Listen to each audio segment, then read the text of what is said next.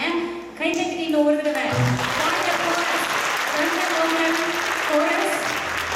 and for the band, the string, எல்லா பசங்க எல்லாம் பாத்தீங்கன்னா நாங்களோட தேர்ட் டைம் அந்த ஸ்டேஜில் இருக்கிற இந்த பேண்டோட அமேசிங் பேண்ட். எல்லா நோட்ஸ் எல்லாம் அவ்வளோ பக்காவா